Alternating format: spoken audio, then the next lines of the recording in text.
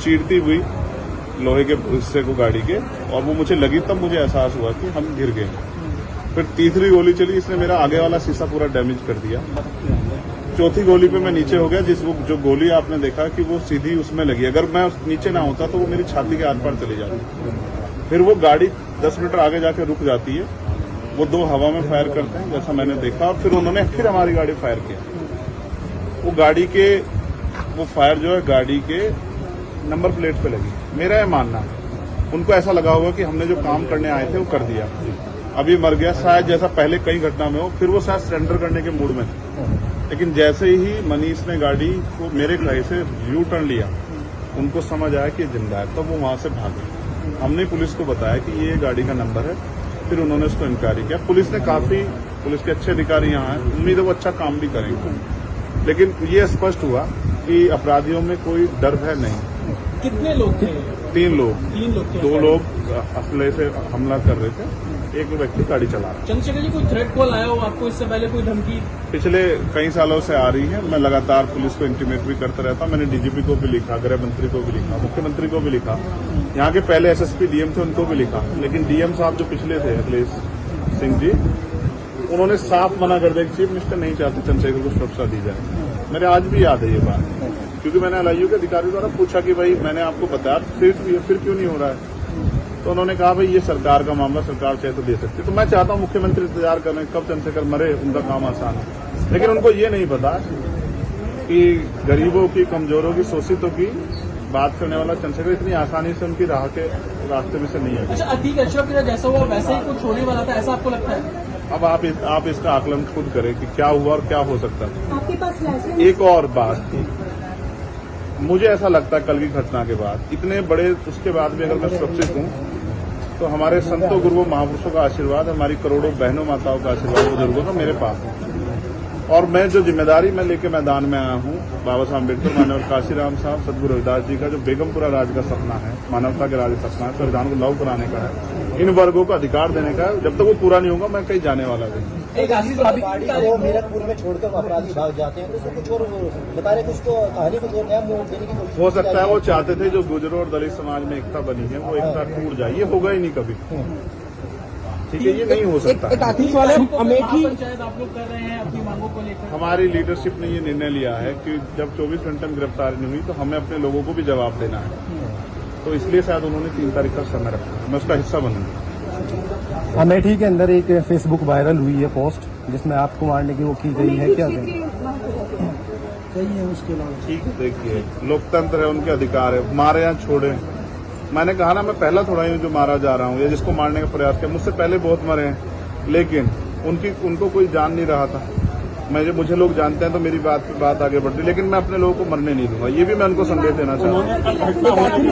Post किया है अमेठी क्षेत्र महासभा से कि इस बार तो बचिए, अगली बार नहीं बचे। देखो, मैं गोली से डरता नहीं, मैं गोली से, बंदूकों से नहीं डरता हूँ। मैं संवैधानिक रास्ते से चलता हूँ, संविधान को मानता हूँ। गोली चलाने वालों को कहना चाहता हूँ कुदरत उनको सद्बुद्धि दे, गलत जगह पंगा ले रहे हैं।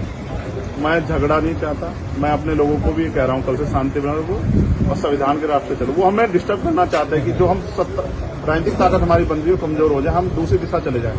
लेकिन ये भी एक अटूट सत्य है कि हम संविधान के जरिए जवाब देना जानते हैं, और किसी को गलतफहमी हो तो वो गलतफहमी सुधारने का समय है। वो क्यों वो कर रहे थे, वो पाला खींच ले, मुझे ही तो मारना है ना। वो बता दे मैं चला जाऊंगा मरने में, अगर मेरे लोगों के साथ कोई खेलना खेलेंगे, मैं तैयार हूं। अगर मेरे मरने से हमारा आंदोलन आगे बढ़ता, हमारे लोग खड़े हो, तो मुझे कोई दिक्कत नहीं है। लेकिन उनको ये समझना चाहिए कि ये आज लोकतंत्र है। गोली की भाषा से एक चंद्रशेखर मरेगा तो क्या हो जाएगा, हजारों चंद्रशेखर पैदा हो जाएंगे। ये समाज, बहुजन समाज तो उपजाऊ समाज है। एक मरेगा, 1000 पैदा हो, कितने चंद्रशेखर मारोगे? मारो गोलियों में। सत्ता का संरक्षण आपको है, मुख्यमंत्री आपका अपना है, खूब चंद्रशेखर को मारो, हर जिले से चंद्रशेखर पैदा हो। पहली घटना आपके साथ बाबा साहब अम्बेडकर और मानव काशीराम साहब को सपना पूरा करे बगैर संविधान को लागू करवाए हम लोग जाएंगे। चंद्रशेखर भाई, पहली घटना आपके साथ मुजफ्फरनगर में हुई, दूसरी अब देवबंद में हुई। क्या लगता है कि आसपास का क्षेत्र उससे पहले बुलंदशहर में? अगर पहली घटना पे ठोस कार्रवाई हो जाती तो अपराधियों के हौसले कमजोर होते हैं। लेकिन मैंने कहा ना कि एक रानी का नहीं, प्राइमरी स्कूल के हेडमास्टर का बेटा है, एक गरीब माँ का बेटा है, तो मर जाए क्या फर्क पड़ा, किसी को क्या फर्क पड़ता है? उनका रास्ते कांटा आसान से निकल रहा है, तो इसलिए उनको लगा कोई वो नहीं, लेकिन जनता समझ रही है। मेरे एक एक फोन का जवाब मेरे लोग जो है ना मुझे संरक्षण देके लेंगे एक आखिरी सवाल और सबक सिखाएंगे भारतीय जनता पार्टी की सरकार को, जिसके अब संरक्षण में गुंडे पड़ रहे हैं। एक आखिरी सवाल है, क्या ये पॉलिटिकल अटैक था आपको लगता है?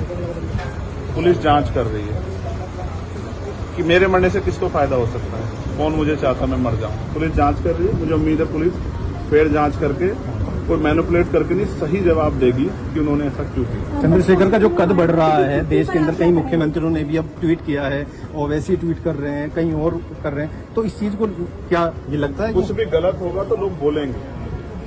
अगर कल मेरी जान ही चली जाती तो लोग फिर भी तो उनको पीड़ा होती, उनको अपना भी देखना है, कल उनके साथ भी हो सकती है। ये लाइन ही विचारधारा ही गलत है कि गोली से ऊपर, और ये बीजेपी की भाषा है, गोली मारो सालों को, ये वही उसी वो उपजाऊ हो रही है। देखिए बहन जी से मेरी कोई नाराजगी नहीं है, मैंने उनको हमेशा बड़ा माना, वो मुझे छोटा नहीं मानती अपने परिवार का। उनको ये घटना छोटी लगी, शायद अगर मैं मर भी जाता शायद उनको इसमें कोई शायद बुरा नहीं लगता, मुझे उनसे कोई दुख नहीं है। मेरे लोग मेरे साथ हैं ये बहुत, और वो समझ रहे हैं कि जो उनके लिए मरने को तैयार है, जिसकी जो जान पे जिसकी बनाई है वो हमारा अपना है। मेरे लोग मेरे साथ खड़े होंगे, मैं इस लड़ाई को लड़ता हूं। लगभग सभी दलों के लोग आपसे मिलने आए हैं, कैसा देखते हैं, क्या नहीं मैं उनका धन्यवाद भाजपा के भी नहीं, विधायक आए मैं कह हैं। रहा हूँ बस सबका धन्यवाद करता हूँ, मगर ये है मैं ये प्रयास करूंगा कि भविष्य में ऐसा किसी के साथ ना, इसलिए लॉ एंड ऑर्डर की कानून व्यवस्था अच्छी होनी चाहिए, मुख्यमंत्री को ध्यान देना चाहिए। बात चंद्रशेखर की नहीं है, बात इस प्रदेश में हो रही हजारों बहनों के साथ जो अस्मतें लुट रही है, हर महीने रेप हत्याएं हो रही हैं, लोगों की जान जा रही है, सब उन पर वो करता है। तो वो मुख्यमंत्री पद पर बैठे हैं, अगर वो इसको संभाल नहीं पा रहे तो क्या फायदा, फिर उनको इस्तीफा दे देना चाहिए। फिलहाल आप ठीक है, डिस्चार्ज किया जा रहा है? हाँ ठीक है। आपके कार्यकर्ताओं ने आज जो है जगह जगह ज्ञापन दिया है, सहारनपुर में दिया, अगली रणनीति क्या रहेगी किस हिसाब से? कोई रणनीति नहीं, पार्टी के सीनियर लीडर जो तय करेंगे हम लोग उस पर काम करेंगे। और दूसरा मेरे पीठ में जहाँ गोली लगी है वहाँ ड्रेसिंग जारी है, ठीक है, पहले से आराम है, बस एक जलन और घाव है, जख्म वो तो है ही, सांस लेने में दिक्कत थी, बीपी जो है फ्लक्चुएट हो रहा था, फ्लक्चुएट अप डाउन हो रहा था, वो ठीक है पहले से। ठीक है, चलो ठीक है।